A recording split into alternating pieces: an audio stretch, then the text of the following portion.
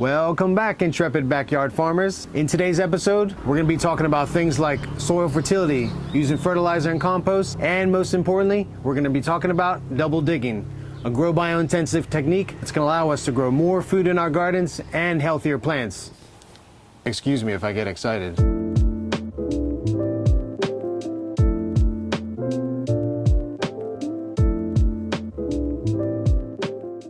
Loosening the soil is super important to a healthy, high-yielding garden. But the question is, why should I be double digging when I can use a tiller? Well, a tiller can only loosen up the soil about 6 inches. Below those 6 inches is usually hard, making it difficult for the plant's roots to travel through when looking for water and nutrients. You can use a tiller.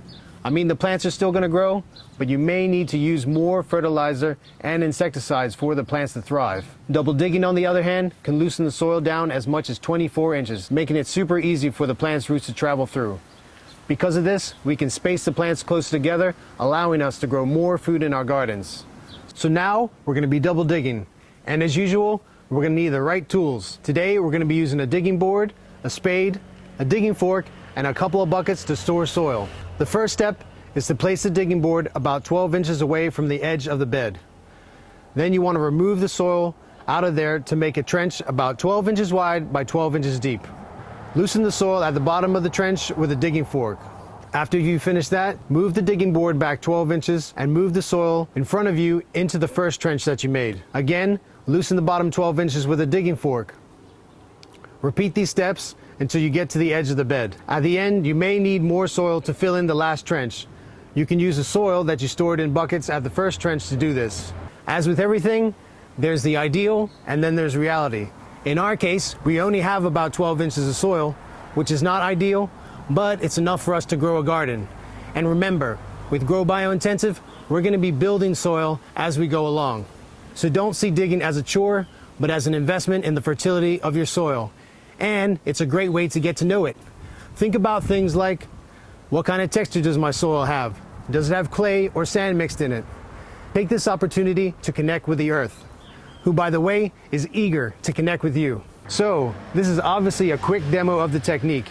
It may take you a little bit more time and practice to get it right. But don't forget, you can always ask me questions in the comments section of the video. I hope this got you inspired enough to try it out and has demonstrated how important a technique is to having a healthy, productive garden.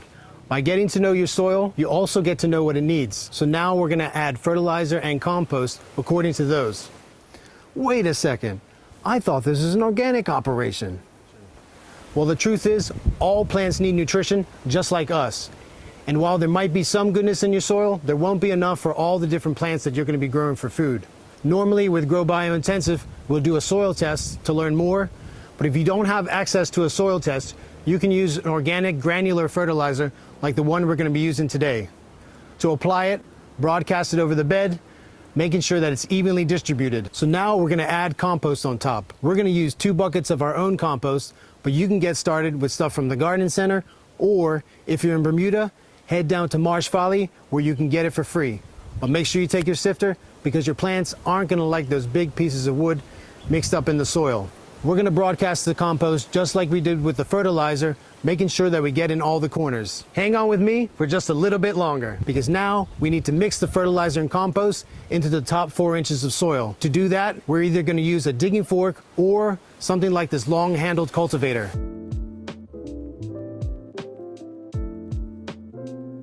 How does it feel to have a finely prepared garden bed? Trust me, all this hard work is going to pay off big time when you get to see your plants thrive. Speaking of plants, make sure you check out our next episode where we're going to be making a plan and even growing some plants from seed. I hope you're as excited as I am. Until then, keep growing.